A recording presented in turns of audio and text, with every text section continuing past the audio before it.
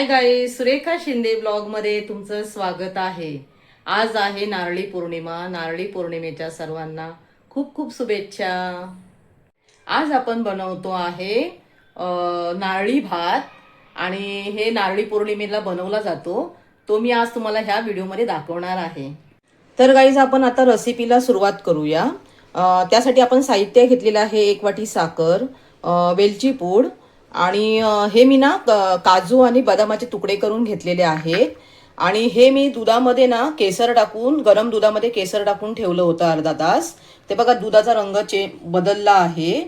आणि आता हे आपलं हे खोबरं, ते मी खोबरं किसून घेतलेलं आहे। आणि हे आपलं तूप। हां, तर बघा हे ना मी तांदूळ ना भिजवून ठेवले होते। तर 1 तास झाला ह्याला। तर आता आपण पहिला भात बनवून घेऊया। तर आता आपण ह्याच्यामध्ये ना घी टाकूया।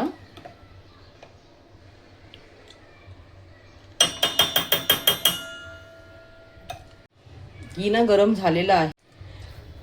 तर हे बघा मी ना 3 ग्रीन इलायची घेतली होती, 4 लवंगा घेतलेल्या आणि दालचिनी घेतली। आणि आता आपण हे ना फोडणीमध्ये आपण हे टाकूया।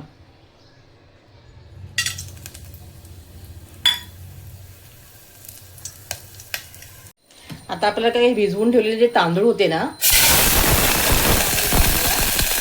आणि ते परतून घेऊया।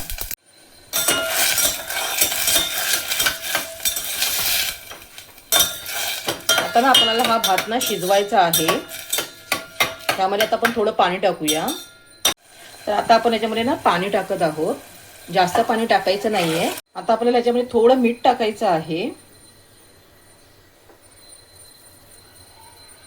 त्याला मिक्स करून घेऊया आणि चांगली उकळी येऊ दे आणि हा भात आता ना शिजू दे। तर हे बघा आपल्याला भाताला उकळी आलेली आहे। भातातलं पाणी ना आता आटलेलं आहे। आता आपण ह्या भाताला ना आपण मुरत टाकूया 5 मिनिटं। गॅस बारीक करायची आहे।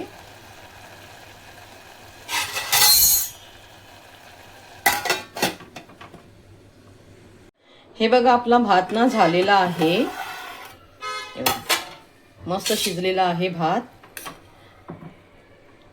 छान छान। एक एक दाणा कसा बघा एकदम सुट्टा सुट्टा झालेला आहे। आता आपण यामध्ये टाकूया घी।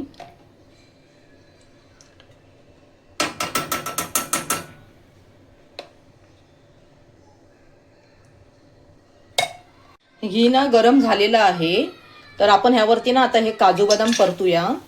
तांबूस रंगावर परतायचे आहेत, तर जास्त काळं करायचं नाहीये।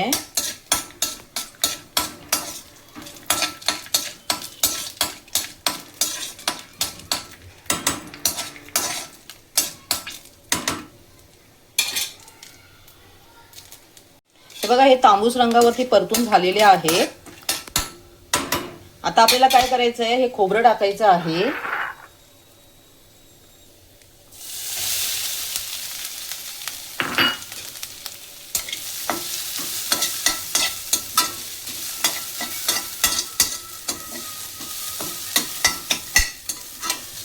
आता आपल्याला ह्याच्यामध्ये साखर टाकायची आहे।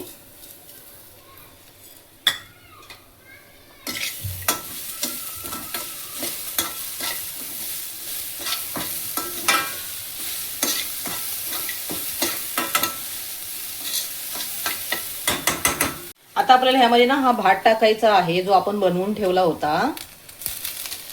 आता ह्याला ना परतून घेऊया चांगलं।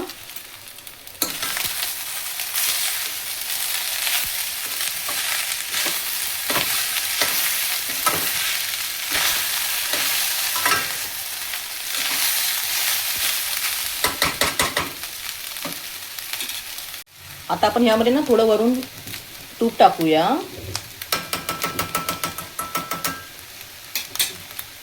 ह्याला थोडं परतून घेऊया।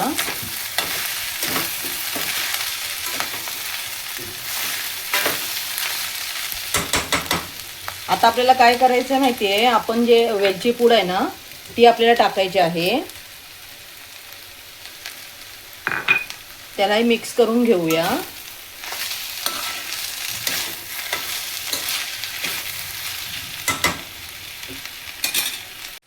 आता आपल्याला काय करायचं माहितीये, आपण जे हे दूध गरम केलं होतं ना केसर टाकून, ते आपल्याला ह्यामध्ये टाकायचं आहे. किती मस्त बघा रंग आलेला आहे. आणि आता याला छान परतून घ्यायचं आहे.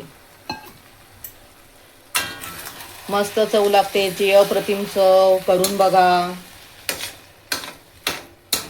मस्त छान छान झालेला आहे भात. काय सुगंध घरामध्ये दरवळतोय, खूप भारी. गाईज हा भात करून बघा, नारळी भात खूप मस्त लागतो. हे बघा गाईज, आपला नारळी भात झालेला आहे. 10 मिनिटांमध्ये हा भात आपला तयार झालेला आहे. तर गाईज तुम्ही हा ना नारळी भात ना आज करून बघा. खूप टेस्टी लागतो, खूप हेल्दी पण आहे, किती मस्त आहे. तर गाईज बघा, आपला हा नारळी भात ना रेडी झालेला आहे. किती मस्त भारी बनलेला आहे बघा. कलर बघा कसा आहे गाईज, बघा किती छान बनलेला आहे.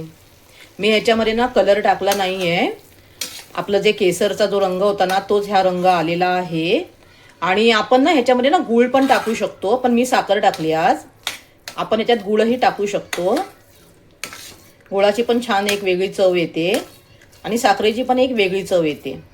हा खूप भात मस्त झालेला आहे. तर गाईज आपण हा भात ना आता सर्व करूया, एका प्लेटमध्ये काढून घेऊया. मी आता काय करणार आहे माहिती आहे, मी देवाला ना नैवेद्य दाखवणार आहे. तर मी आता ह्या प्लेटमध्ये आपल्या केळीच्या पाण्याचं जे डिझाईन असतं ना, ते ह्या प्लेटमध्ये मी तो भात काढते आणि आता देवाला मी नैवेद्य म्हणून दाखव. तर गाईज मी हा नारळी भात बनवलेला आहे आणि ही रेसिपी तुम्हाला कशी वाटली ती मला कमेंट करून सांगा. माझ्या व्हिडिओला लाईक करा, शेअर करा, सबस्क्राईब करा. लाईक करायला विसरू नका. भेटूया पुढच्या ब्लॉगमध्ये. तोपर्यंत बाय बाय.